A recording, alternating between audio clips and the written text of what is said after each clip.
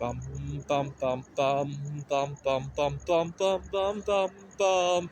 The Peter Dislike Show. Bum bum bum bum bum bum bum. Oh, it's almost time for bed. I'm traveling in Las Vegas, so I'll be going home in 2 days. But I want you guys to pray that I go to heaven soon to be with Marie Curie because I think I think she likes me because earlier this year I had an experience with asking her for some favors. What had happened was I lost my grandmother last December, and at the funeral, I told my grandmother to go talk to Marie Curie to have her help me network with some of her family members. Now, Marie Curie discovered polonium-210.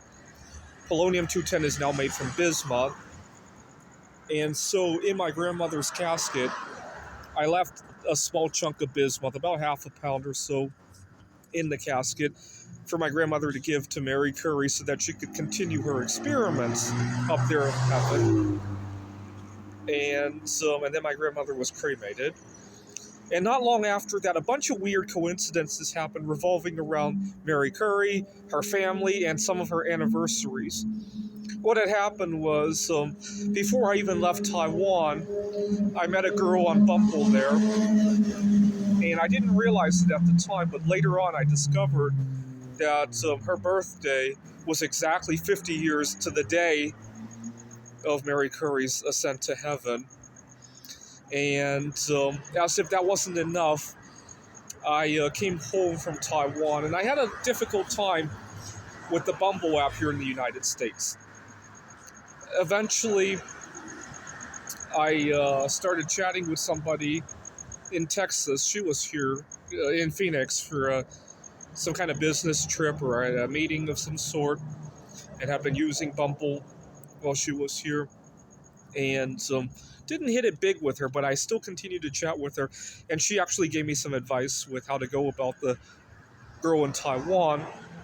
And then I realized that her birthday was almost, not quite exactly the same day, almost the 100-year anniversary of when Marie Curie discovered radium-226. And as if that wasn't enough, her grandfather was Polish, so she's one quarter Polish.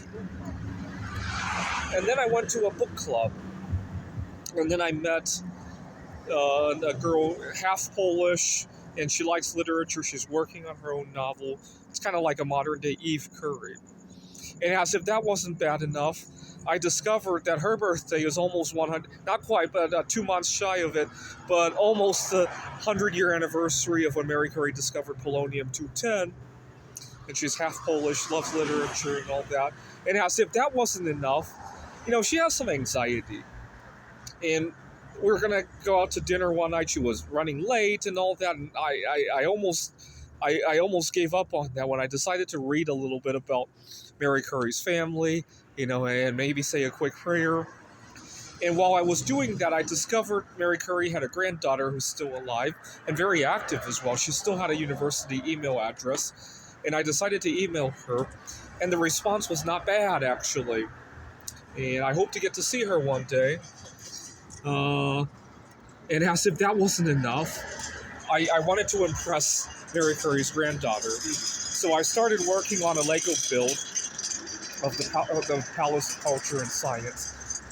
Now, a year ago, I started chatting with, believe it or not, the second place winner of Polish Idol Season 1, Ewelina Falenta.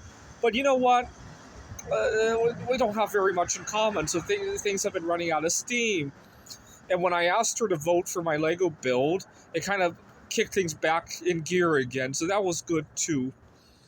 And so the blessings just keep adding up. So I wouldn't be too upset if tomorrow I woke up I was in heaven with Marie Curie. I think all of this was her blessing because of what happened at my grandmother's funeral. And I've been running into a lot of drama back here on Earth, and the reason for that is here on Earth, humans need food. And for some reason, eating and food give me a lot of anxiety. I cannot explain why. I did really well when I was on a 30-hour fast yesterday. Nothing could bother me. I had, I'm staying in a hostel right now. I had a couple of roommates who would have gotten on my nerves, except that I was in a peaceful, lightweight attitude and I was the bigger person. Unfortunately, once I eat, it's like I completely change gears. And I get easily irritable, angry. When I'm on a full stomach, anything will irritate me for some reason. And I really despise it. I am seriously considering just stopping eating until I ascend to heaven and be with Marie Curie. I am seriously thinking about that.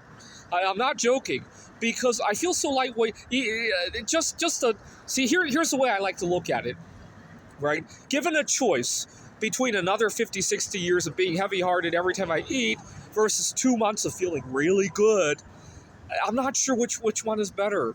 Probably the 2 months. This is the Peter Dislike Show. Bum bum bum bum bum bum bum bum bum bum bum bum. The Peter Dislike Show. Bum bum bum bum bum bum bum.